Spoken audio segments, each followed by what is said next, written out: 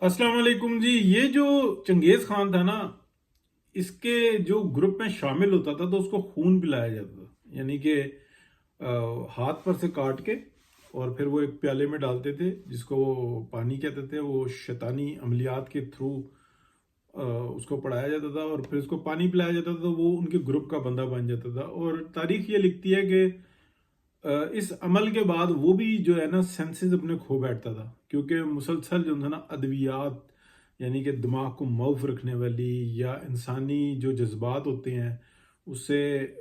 खाली कर देने वाली जो अद्वियात होती थी वो और अमलियात ये दोहराई जाती हैं। अब वल्लाह आलम इसके ऊपर तहकीक जारी है, लेकिन ये प्रैक्टिस किया करते थे।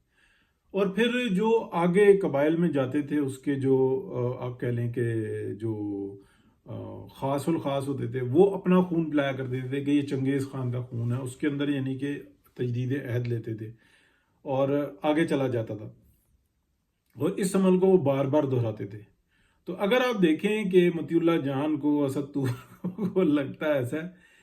कि खून तो नहीं कुछ और ही पिला दिया गया, तो और उसके बाद इन लोगों की जहनी हालत देखें कि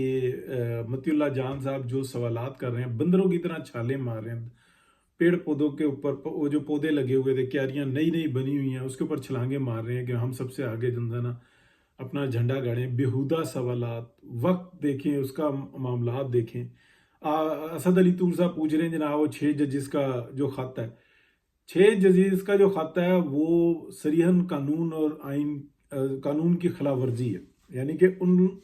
6 जजेस के खिलाफ बाकायदा रेफरेंस बनना चाहिए, लेकिन इसके बावजूद एक सिस्टम को चलने देने के लिए एक नरम रास्ता इख्तियार किया गया, क्योंकि इस वक्त पाकिस्तान इस चीज़ का मुतामिल नहीं हो सकता। हालांकि मेरी राय इससे मुख्तलिफ है, लेकिन जो तरीक़ाकार अपनाया गया वो ये है। काजी फाइज ईसा ने एक सुनहरा दौर, यानी कि सबसे पहला जो हल्फ हम सब ने लिया हुआ है, उसमें आर्मी चीफ भी है, उसमें चीफ जस्टिस ऑफ पाकिस्तान भी है, उसमें प्रेसिडेंट ऑफ पाकिस्तान भी है, उसमें प्राइम मिनिस्टर, चीफ मिनिस्टर और एक आम शहरी, उसका भी हल्फ यही है कि हम इस अपने घर को, अपनी स्टेट को, अपने जो हमारा मस्कन है इसकी हिफाजत करेंगे और इसके लिए हम हर तरह की कुर्बानी देंगे। ये हम सब का जो इंसाना हल्फ है। इसके लिए एक आम आदमी टैक्स देता है, उसके अंदर जो कुछ लोग फिर उनके जो ना फ़राइज़ तकसीम हो जाते हैं, कोई हिफाजत पे मामूर हो जाते हैं, कुछ सिस्टम को चलाने पर, फिर ये पार्लियामेंट आ जाती है जो अवाम की नुमाइंदा होती है, इसी तरह से चलाया जाता है। लेकिन बहुत सारी जगहों पे मसलहतन ये इंसाना खामोशी भी इख्तियार की जाती है। ये हमें हमारे दीन में भी मिलता है कि कितनी कितनी मसलियतें इख्तियार की गई, किस किस तरीके से जो इंसाना बहुत सारे अमाल जो उनसे थे ना वो उनको वक्ती तौर पर मसलियतन रोक दिया गया। अगर आप देखें ये जो एक मसलियत होती है ना, तो ये होती है कि स्टेट को बचाने के लिए। दूसरी मसलियत वो होती है कि किसी जाबिर को, जालिम को, जिसके सामने खड़े होने का और उसको रोकने का हल्फ उठाया हुआ होता है जजेस ने, उसको ये तो उसकी तौसीक करते हैं, नजरिया जरूरत पैदा करते हैं। ये बदतरीन जो इंसान है ये मुजरिम होते हैं। लेकिन अभी तक अगर आप देखें तो भले कागजों में सही उन जजेस के ऊपर अभी तक हाथ नहीं डला, लेकिन इंशाल्लाह जिस तरह से ये प्रोसेस चल रहा है डलेगा। एक दिन वो आएगा कि इनको कब्रों से घसीट के निकाला जाएगा और इनको जो है ना फांसियां दी जाएंगी, ताकि लोग इबरत का निशान बने और इनके जो मौजूदा जो होंगे ना सरकर्दा, उनको भी जो है ना इस अमल से गुजरना होगा, तभी जो है ना बेहतरी आएगी। बहरहाल काजी फाइज ईसा का एक बेहतरीन जो इंसाना दौर, जिसमें उन्होंने ना राइट की ना लेफ्ट की, किसी की बात नहीं सुनी, बल्कि आइन पर, कानून पर और पाकिस्तान की हिफाजत पर जो इंसाना उन्होंने अपना फोकस रखा। अगर हम देखें कि एक जो हमें मसला नजर आता है जिसको बल्ला छीनने वाला केस, जो इंसाना लानतियों ने इस केस को ऐसा बना दिया, हालांकि वो बिल्कुल वाज़ेह है। उस वक्त में अगर आप देखें तो जज, यानी कि सुप्रीम कोर्ट ऑफ पाकिस्तान के जज ये बार बार मौका दे रहे हैं कि जाओ यार टोटल पूरा करके ले आओ, आप इलेक्शन अनाउंस करो, शाम तक इलेक्शन करवाओ और सुबह जो है ना आप हमारे सामने पेपर्स रख दो, हम आपको बल्ले का निशान दे देते हैं। लेकिन इन लोगों ने नहीं किया। ان کو وہیں سے جہاں سے جماعت احمدیہ کو احکامات آتے ہیں نا ان کو کہ بھائی یہ کرنا ہے یہ نہیں کرنا، اس طرف بالکل نہیں جانا، اڑ جانا ہے۔ ظاہراً وہ ایسی چیز لگ رہی ہوتی ہے اپنے نقصان کی ہوتی ہے لیکن فائدے کی ہوتی ہے۔ پھر آپ دیکھیں کہ ساتھ ساتھ انہوں نے جو فیض نیٹ ورک تھا اس کو کتنا زبردست طریقے سے چلایا اور جو کچھ کرنا تھا وہ کیا۔ اب افسوس کی بات یہ ہے، اور بہت ہی افسوس کی بات یہ ہے کہ پی ٹی آئی کے جو اپنے وکلاء تھے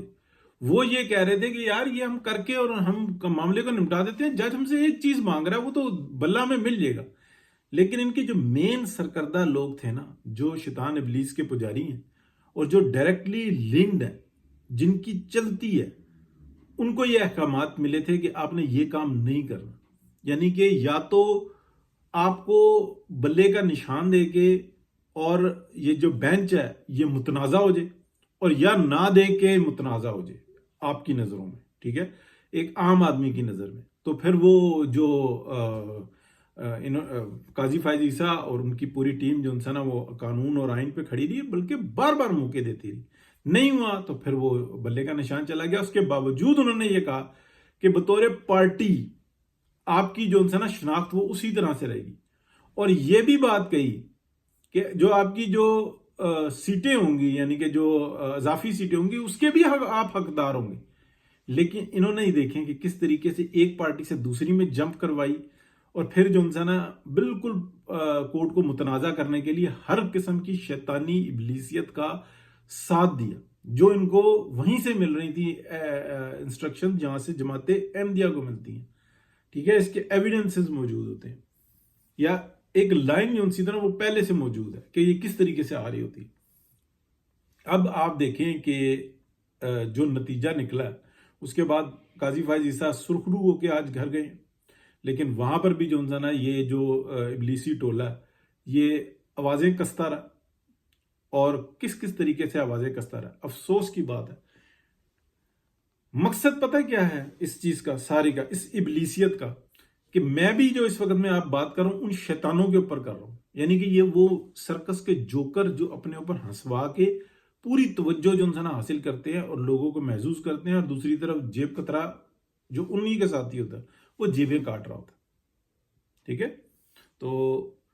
اس کے ساتھ ہی بات ختم کرتے ہیں جی۔ الحمدللہ پہلے پاکستان کے مسلمان چیف جسٹس جس پہ ہمیں فخر کیا جانا چاہیے، اور ہم فخر کر رہے ہیں کہ یار اس شخص نے کسی طرح کا کوئی کمپرومائز نہیں کیا، کوئی پروٹوکول نہیں لیا، اس شخص نے کوئی پلاٹ نہیں لیا، اس نے وہی بات بہتر سمجھی جو اپنی ذات کے لیے دی، بلکہ اس سٹیٹ کو خود سے زمینیں دی،